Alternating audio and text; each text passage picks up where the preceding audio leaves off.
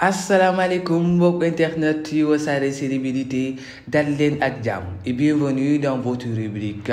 sur le plat comme d'habitude K yëpp lay jël dafa leen ko sur le plat ngeen tànn si bu leen neex choc wala clash entre kii di Omaro ak kii di Pawlish Mbaye non pas clash parce que boo nee clash deux personnes ñoo koy def waaye fu mu toll nii dafa mel ni Pawlish la ñuy gis muy sànni ay xeer gannaaw lu xew. gannaaw ba kii di Omaro daal di ñëw dellusiwaat ci kii di Wally Ballago Seck ñu bu leen fàtt ni Omaro nekkoon si Wally Seck demaat suba teel ñëwaat si Wally Ballago Seck alors gannaaw bu mu ñëwee bi paa nag dafa ñëwee ak doole dem na sax ba créer benn parti bu bees tuddee ko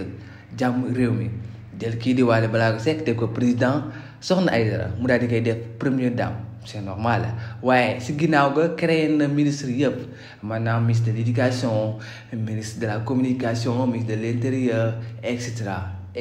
ba moom sax si boppam mu tuddee boppam ministre de la communication wala sax porte-parole si loolu nag tudd si benn yoon kii di Pawlish Mbaye te gis nañ relation bi nga xam ne nii kii di Pawlish Mbaye ak kii di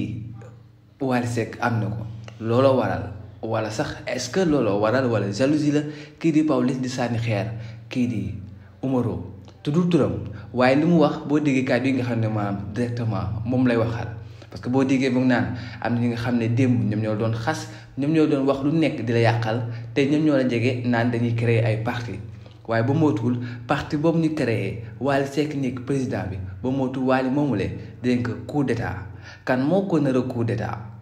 loolay problème bi daal est-ce que Omaro dafa nar a coup d'état ba ay waxu Pawlish la en tout cas fu mu toll nii nag ñu bëri tamit ñoo ngi naan est-ce que c'est normal ñoom ñëpp ñu bëgg Wally Seck ñoom ñëpp ñu xeexante seen biir pourquoi est-ce que affaire de place la ou pas en tout cas maanaam si xeex boobule wala maanaam si kàddu yooyu ñi nga xam ne nii peut-être kii di Pawlish yëkkati na ko moom jàpp na ni am ñoo xam ne dañoo jege loolu Wally Seck waaye bëgguñ ko par rapport ak moom mi nga xam ne nii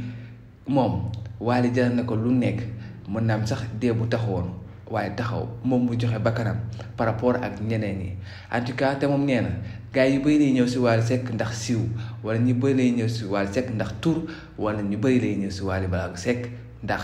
maanaam lii di xaalis moom nag loolu du si dara si moom parce que da tey yàlla may na ko ni fu mu génnee ñu ni Pawlish Mbaye Wally Seck fu mu génnee moom tamit ñu ni ko Wally Seck moo ngi nele coow li nag ñu bëri am ñeneen ñu ko gisee am ñu xam ne ñu bëri jàpp nañ ni kii di Omaro fu mu toll nii day def liggéey bu exceptionnel wala liggéey bu rafet ci Wally Seck gis ngeen ni peut-être communication bi nga xam ne moom koy déroulé lépp peut-être ñoom lañ jàpp ni loolu moo tax am ñu xam ne ni bëgguñ ku jege Wally Seck boo commencé jege Wally Seck rek dana leen di métti wala dañuy am jalousie en tout cas fu mu toll nii loolu doy na waar. si Pawlish moomule moom tamit te gis na keroog kii di Serigne Cissé gannaaw bu mu ko joxee xar bi nga xam ne nii macha allah moom tamit mu ngi clash yenn sëriñ yi dina am yenn sëriñ yi nga xam ne ñoom jàpp nañ ni day nekk naan kër diw laa yaroo diw moo yar alors que seen kër yaay ak seen kër papa lañ yaroo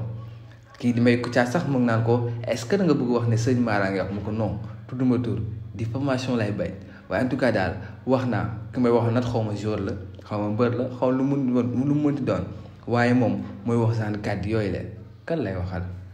comme ni ko Mbaye waxee en tout cas mbokk yi tax na ci Wassare Célébrité li ñu indiloon tey seen biir bi di K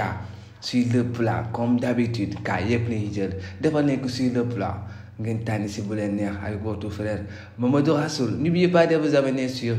Wassare Célébrité ciao merci beaucoup.